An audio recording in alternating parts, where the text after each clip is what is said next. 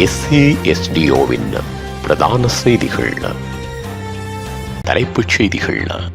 London செல்ல இருந்த இளைஞனை கடத்திய கடற்படை, அம்பலமான உண்மை. வாய் தர்க்கத்தில் ஒருவர் சுட்டுக்கொலை, போலீசாரிடம் சரணடைந்த சந்தேக நபர். ஈஸ்டர் தாக்குதல் ஆதாரங்களை அளித்த ராணுவம், சிக்கலில் அருண ஜெயசேகர. இலங்கையில் அமெரிக்காவின் ராணுவ தளம், வரி குறைப்பின் பின்னணி. இலங்கையில் கட்டாயமாக்கப்பட்டுள்ள நடைமுறை, விதிமுறையை மீறினால் சட்ட நடவடிக்கை. விடுதலை புலிகளின் தலைவருக்கு சுவிட்சர்லாந்தில் வீரவணக்க நிகழ்வு. தொடர்வன விரிவான செய்திகள். தாயக செய்திகள். கடந்த 28ஆம் தேதி முன்னாள் கடற்படை தளபதி நிசாந்த உலகதென்ன கைது செய்யப்பட்டார். இதன் பின்னர் அவர் தடுத்து வைக்கப்பட்ட விசாரணைக்கு உட்படுத்தப்பட்ட நிலையில் பல்வேறு தகவல்கள் அம்பலப்படுத்தப்பட்டுள்ளன.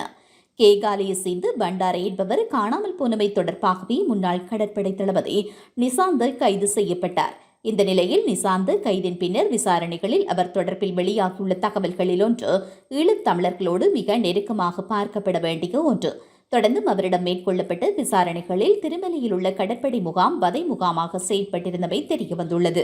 அது மட்டுமின்றி ரஜீவன் உள்ளிட்ட 5 இளைஞர்கள் கடத்தப்பட்டமை தொடர்பிலும் பல திடுக்கிடும் உண்மைகள் அம்பலமாகியுள்ளன.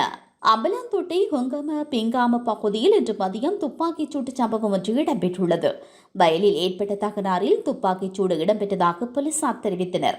துப்பாக்கிச் சூடு உரிமம் பெற்ற துப்பாக்கியை பயன்படுத்தி மேற்கொள்ளப்பட்டதாகவும், துப்பாக்கிச் சூட்டில் காயமடைந்த நபர் சம்பவ இடத்திலேயே உயிரிழந்ததாகவும் போலீசார் தெரிவித்தனர்.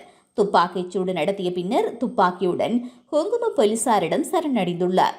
இந்த நிலையில் இந்த சம்பவம் தொடர்பான மேலதிக விசாரணைகள் மேற்கொள்ளப்படுகின்றன. பிரதி பாதுகாப்பு அமைச்சர் அருண ஜெயசேகர உடனடியாக தனது பதவியை விட்டு விலக வேண்டும் என்று கர்தினால் மெல்கம் ரஞ்சித் ஊடக பேச்சாளர் அருட்தந்தை சிறில் காமினி பெர்னாண்டோ தெரிவித்துள்ளார்.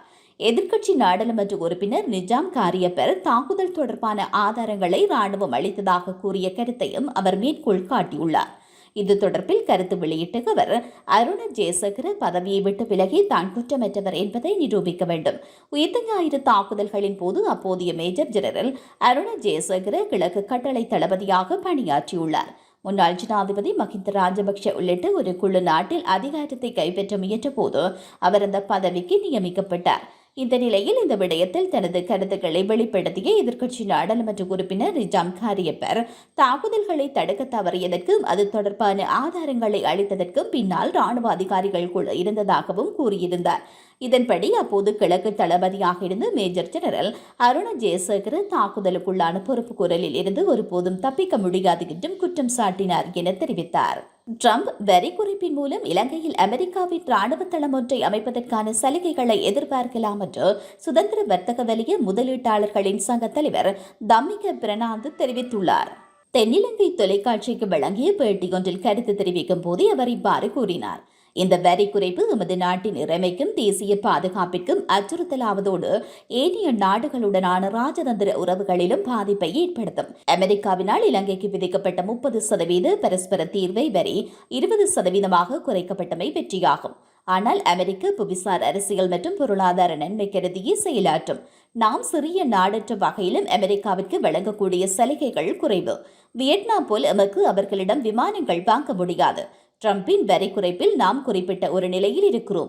ஆனால் முழுமையான பயனென்று கூற முடியாது. இதை வைத்துக் கொண்டு நாம் அமெரிக்காவுடன் வர்த்தக ஒப்பந்தங்களை செய்து கொள்ள அவசரமாக நடவடிக்கைகளை எடுக்க வேண்டும் என்றும் கூறினார். அதிவேக நெடுஞ்சாலைகளில் பயணிக்கும் இலகுரக வாகனங்களில் பின்புற பயணிகள் ஆசனப்பட்டி அணிவது நேற்று முதல் கட்டாயமாக்கப்பட்டுள்ளது.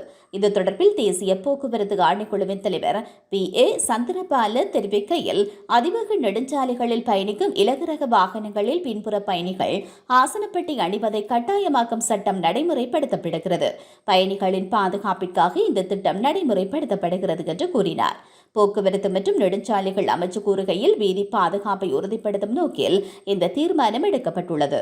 இந்த விதிமுறையை மீறி செயல்படும் சாரதிகள் பயணிகளுக்கு எதிராக சட்டத்தை நடைமுறைப்படுத்துமாறு போலீசார் மற்றும் அதிவேக வீதி அதிகாரிகளுக்கு ஆலோசனை வழங்கப்பட்டது என்று கூறினார்.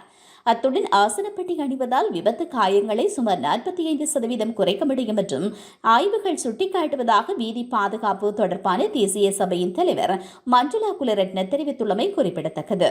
மேலும் பொதுமக்களை பாதுகாப்பதற்கான போக்குவரத்திற்கு படிப்படியாக பழக்கப்படுத்துவதே இந்த திட்டத்தின் நோக்கம் என்றும் அவர் கூறினார். உலகச் செய்திகள். தமிழீழ விடுதலை புலிகள் அமைப்பின் தலைவர் வேலுப்பிள்ளை பிரபாகரனுக்கு வீரவணக்க நிகழ்வு இடம்பெற்றுள்ளது. தமிழ் மக்களின் விடுதலைக்காகவும் அவர்களின் பாதுகாப்பான எதிர்காலத்திற்காகவும் இறுதி வரை போராடி 2009ஆம் ஆண்டு மே மாதம் 18ஆம் நாள் நந்தி கடலோரம் விடுதலை புலிகளின் தலைவர் தனது இன்னுயிரை ஆகுதியாக்கினார். அவருக்கு மரியாதை செலுத்தும் வகையில் சுவிட்சர்லாந்தில் வீரவணக்க நிகழ்வு இடம்பெற்றதாக தெரிவிக்கப்பட்டுள்ளது. இதன்போது பல புலம்பெயர் ஈழத்தமிழர்கள் கலந்து கொண்டிருந்தமையும் குறிப்பிடத்தக்கது. மீண்டும் தலைப்புச் செய்திகள். லண்டன் செல்ல இருந்த இளைஞனை கடத்திய கடற்படை, அம்பலமான உண்மை. வாய் தர்க்கத்தில் ஒருவர் சுட்டுக்கொலை, போலீசாரிடம் சரணடைந்த சந்தேக நபர். ஈஸ்டர் தாக்குதல் ஆதாரங்களை அளித்த ராணுவம், சிக்கலில் அருண ஜெயசேகர. இலங்கையில் அமெரிக்காவின் ராணுவ தளம், வரி குறைப்பின் பின்னணி. இலங்கையில் கட்டாயமாக்கப்பட்டுள்ள நடைமுறை, விதிமுறையை மீறினால் சட்ட நடவடிக்கை. விடுதலை புலிகளின் தலைவருக்கு சுவிட்சர்லாந்தில் வீரவணக்க நிகழ்வு.